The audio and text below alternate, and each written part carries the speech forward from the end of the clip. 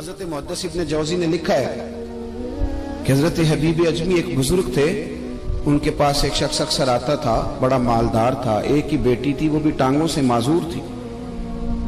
تو آپ اکثر اس کو کہتے ہیں کہ تو توبہ کر، اللہ کی بارگاہ میں رجوع کر۔ ایک وقت ایسا آتا ہے کہ پھر انسان کا جب کوئی اپنا نہیں رہتا پھر اسے مصلی یاد آتا ہے، لیکن اگر مصلی کی عادت بچپن سے پڑ جائے نا تو پھر ذرا آسان ہوتا ہے اللہ سے دل لگانا۔ وہ اکثر آپ اس کو کہتے ہیں کہ ٹھیک ہو جائے، کہ تو بیٹی ہے، وہ بھی بیچاری معذور ہے، تو کہاں دولت لے جائے۔ آج کرتا ہوں، ہم تاریخیں دیتے رہتے ہیں نا اللہ تعالیٰ کو معاذ اللہ کہ رمضان سے میں نے نیک ہو جانا ہے، عمرہ کر کے آؤں گا تو پھر میں پکا نمازی ہوں۔ خدا کے بندو، کس نے تجھے بتایا کہ رمضان تک تو زندہ رہے گا؟ کس نے خبر کی کہ عمرہ کرنے تک تو بچے گا؟ حضرت حبیب اجمی اس کو کہتے تو کہتا بڑی جلدی ٹھیک ہو جاؤں گا۔ ایک دن سویرے سویرے توبہ کرنے آ گیا۔ آپ نے فرمایا کیا ہوا؟ تو کہنے لگا حضرت جی کل ایک 15 سال کا نوجوان ملا ہے اور مجھے توبہ کرا گیا۔ مزہ ہی اس عمر میں اللہ اللہ کرنے کا، نبی کریم سے محبت بھی کرنی ہو تو یہی عمر ہے۔ عشق لگا سی کھیڈاں کھیڈ دی نوں تے پھر مینوں کھیڈاں بھول بھول گئیاں، کجل پایا سی میں یار دے ویکھنے نوں، پھر او دی یاد وچ روندیاں ہی ڈل گئیاں۔ حیدر شاہ اس گلی کدے نہ رولدی پر ہن تے رول گئیاں۔ جن لوگوں نے ابو جہل کو قتل کیا تھا ان کی عمر بھی 15 سال تھی۔ ہم تو بڑے ہی نہیں نہ ہوتے ساری زندگی، نہ ہمیں کو بڑا ہونے دیتا ہے، ہم بڑے ہی نہیں ہوتے، یہ تو عمر ہے کچھ کل گزرنے کی۔ 15 سال کا نوجوان توبہ کرا گیا تو آپ حضرت حبیب اجمی کہنے لگے وہ کیسے؟ کہنے لگا حضرت جی میں کل منڈی گیا تھا، مجھے کچھ سامان خریدنا تھا، تو بغداد کے بازار سے میں نے مچھلی خرید لی 10 کلو، باقی بھی سامان تب خود لے جا نہیں سکتا تھا۔ تو مزدور آپ کو پتہ ہے بیچارے آج بھی سڑکوں پہ بیٹھے ہیں، تو مزدور بیٹھے تھے تو ان میں ایک نوجوان 14-15 سال کا، چہرے پہ بڑی روشنی۔ میں نے اس کو کہا بیٹے مزدوری کرو گے؟ کہنے لگا حضور مزدوری بھی کرتا ہوں، پڑھائی بھی کرتا ہوں، اور جو اللہ کو منظور ہو اس کی عبادت بھی کرتا ہوں۔ میں نے اسے کہا کہ یہ میرا سامان ہے فلان جگہ پہنچانا ہے، کیا لوگے؟ کہنے لگا 3 دینار مزدوری۔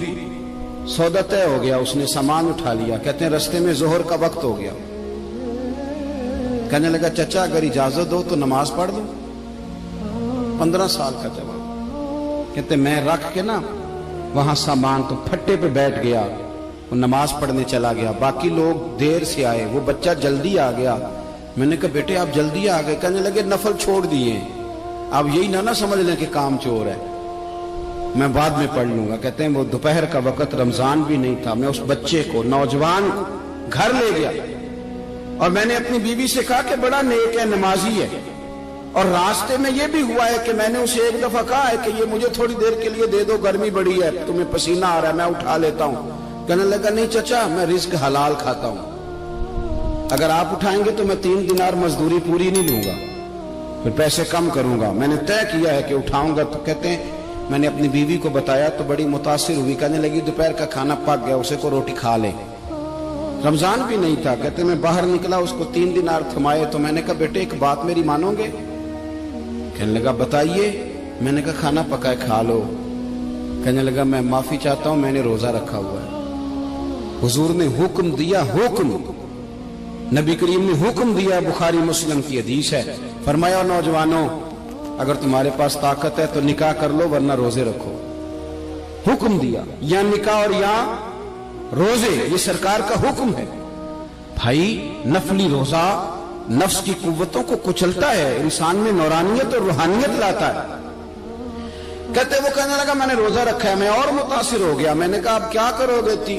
کہیں اور جانا ہے؟ کہنے لگا نہیں، میں جس دن 3 دینار کما لیتا ہوں پھر میں مزید لالچ نہیں کرتا، باقی وقت یا قرآن مجید پڑھتا رہتا ہوں یا نبی پاک پہ درود شریف پڑھتا رہتا ہوں۔ آپ بتائیں؟ تو میں نے کہا کہ افطار میرے ساتھ کر لو۔ کہتے ہیں میں اسے مسجد چھوڑ آیا اور خود میں لوٹ آیا۔ افطار کے بعد میں اسے لایا، کھانا کھلایا، عشاء پڑھی۔ اس کا گھر دور تھا، میں نے ڈرائنگ روم کھول دیا، بیٹھک کھول دی، وہیں وہ سو گیا۔ میری 20 سال کی معذور بچی کبھی چل نہیں سکتی تھی، کوئی طبیب کوئی حکیم میں نے چھوڑا نہیں تھا اس کو دکھایا نہ ہو۔ ایک ہی بیٹی، وہ بھی معذور پیدائشی۔ اس کے کمرے میں گئے، میاں بیوی اسے کھانا کھلا اور بتایا بیٹے ایک نوجوان ہے، بڑا نیک ہے ہمارے گھر میں، آج بڑا پرہیزگار۔ پتہ ہے حضور نے کیا فرمایا؟ نبی کریم فرماتے ہیں جب نوجوان اٹھ کے تہجد پڑھتا ہے نا، نوجوان تو اللہ فرشتوں کے سامنے اس نوجوان پر فخر فرماتا ہے. اللہ فخر کرتا ہے کہ عمر دیکھو دیکھو یہ میری بارگاہ. اللہ فخر کرتا ہے, اللہ یعنی خدا خود میرے مجلس بود, اللہ فخر کرتا ہے. اب سوچے تو ہم نے اپنی بیٹی کو بتایا کہ نوجوان اور بڑا نیک ہے, تو کہتے ہیں وہ کھانا کھلا کے ہم واپس آ گئے. آدھی رات کا وقت ہوا تو دروازے پہ دستک ہوئی. بچی اپنے کمرے میں سو رہی تھی, ہم اپنے کمرے میں, وہ بیٹھک میں. گھبرا کے اٹھے کہ اس وقت کون ہے دروازے پہ؟ تو بیٹی کہنے لگی ابا دروازہ تو کھولنا. کہتے ہیں دروازہ کھولا تو 20 سال ہو گئے تھے بیٹی کو, کبھی اس نے چل کے نہیں دکھایا تھا, کبھی دوڑ کے ادھر جاتی کبھی ادھر آتی. کہتی الحمدللہ اللہ نے میری ٹانگیں ٹھیک کر دی. ہم دونوں رونے لگے, اے اللہ تو کتنا کریم ہے, کیسے ہوا بیٹے سارا کچھ؟ بیٹی کہنے لگی ابا آپ نے کہا تھا نا کہ نیک نوجوان آیا ہے, تو میرے دل میں خیال آیا اللہ اگر واقعی نیک ہے تو اس کے صدقے مجھے شفا ہی دے دے.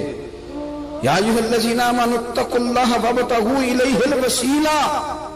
تو کہنے لگی ابھی میری دعا بھی پوری نہیں ہوئی تو رب کریم نے فضل کیا ہے اور مجھے شفا عطا کر دی. کہتے ہم دوڑ کے اس کے کمرے میں گئے اور جب ہم نے ہاتھ رکھا تو دروازہ پہلے سے کھلا تھا, ایک خط چھوڑ گیا تھا. آج کل کے پیر کی کرامت ہوتی تو فیس بک پہ دے دیتا, باقیوں کو بھی ذرا بھول پتا چلے. کہتے ہیں وہ خط چھوڑ گیا اپنے بستر پہ کہ اگر تم لوگوں کو مجھ سے محبت ہو گئی ہے تو میرے پیچھے نہ دوڑنا, اس رب کی بارگاہ میں جھکنا جس رب نے میرے اوپر بھی فضل فرمایا ہے اور آپ پر بھی کرم فرمایا.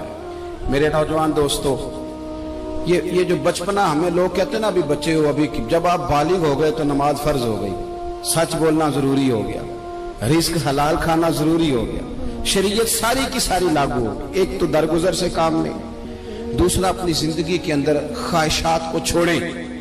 سادہ کھانا تو ویسے انسان کو تندرست